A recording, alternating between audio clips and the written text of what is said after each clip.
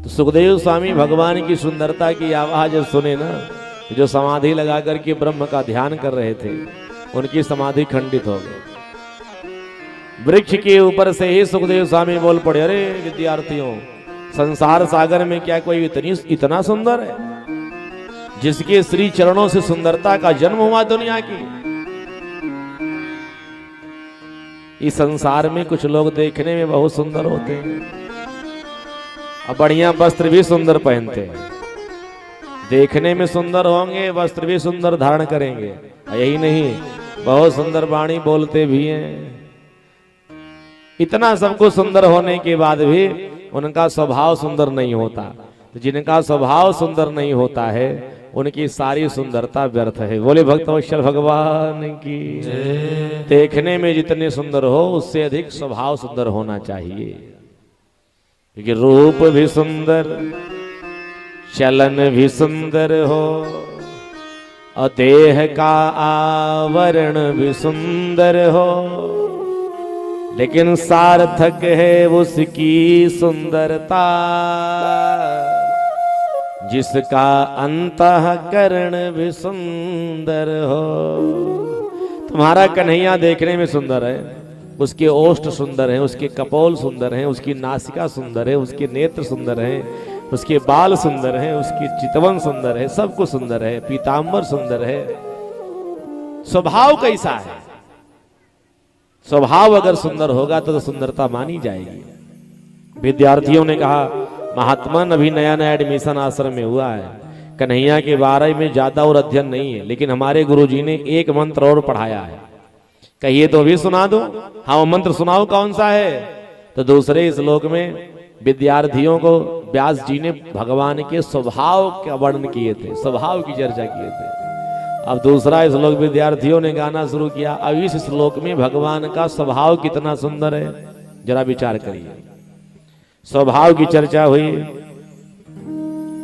अहो बगिया स्तन काल कोट जिघांसया पाय यद्यपि साध्वी लेभे गतिं धातृजुतां ततुन्यं कमवा दयालो शरणं व्रजेम, कमवा दयालो शरणं व्रजेम। दूसरे स्वभाव में भगवान की, दूसरे श्लोक में भगवान के स्वभाव का परिचय दे रहे हैं। कहा भगवान श्री कृष्ण मात्र 6 दिन के थे, बकासुर की बहन पूतना अपने स्तन में कालकूट जहर लगा करके आई, भगवान को गोद में उठा लिया। सबसे पहले कालकूट युक्त विषैले स्तन को भगवान के मुखारविंद में डाल दिया। भगवान श्री कृष्ण ने क्या किया, पहले पूतना के स्तन में लगे हुए विष का भगवान ने पान किया। विष पान करने के बाद भगवान पय पान किए। पय पान करने के बाद जब भगवान पूतना का प्राण पीने लगे तो पूतना चिल्लाने लगी, समंच मंचा लित में प्रभासिणी अनिस्पीड्यमाना खिल जीव मरमणि। मंच मंच छोड़ दे, छोड़ दे, छोड़ दे, छोड़ दे। भगवान ने कहा, मौसी जी हमारी बड़ी पुरानी आदत है, या तो मैं जल्दी किसी को पकड़ता नहीं, और एक बार अगर पकड़ लेता हूं तो छोड़ता नहीं हूं। बोले भक्तवत्सल भगवान की। सच बताएं, जल्दी भगवान की भक्ति किसी के मन में बसती नहीं।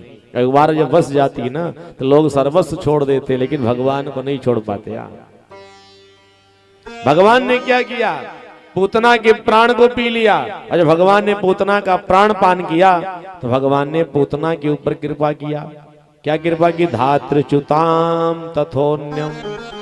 भागवत कार करते जो गति भगवान श्री राम ने अपनी माता कौशल्या कैकेयी सुमित्रा को प्रदान किया था, जो गति वामन भगवान ने अपनी मां महारानी अदिति को प्रदान किया था, जो गति भगवान श्री कृष्ण यशोदा रोहिणी देवकी को देने वाले थे, उससे पहले जहर पिलाने वाली पूतना को भगवान ने माँ का दर्जा प्रदान कर दिया। बोली भक्तवत्सल भगवान की जय। जितने लोग यहाँ बैठे हो जरा विचार करिए, कोई हमको आपको जहर पिलाने के लिए आया है तो क्या हमारा आपका व्यवहार उसके साथ ऐसे रहेगा?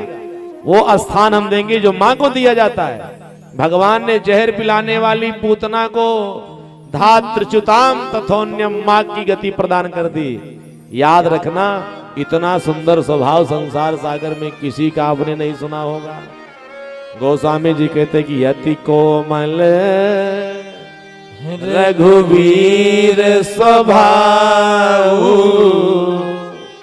यद्यपि अखिल लोक कर राज। सारे संसार के राजा होते हुए भगवान का स्वभाव अति कोमल है।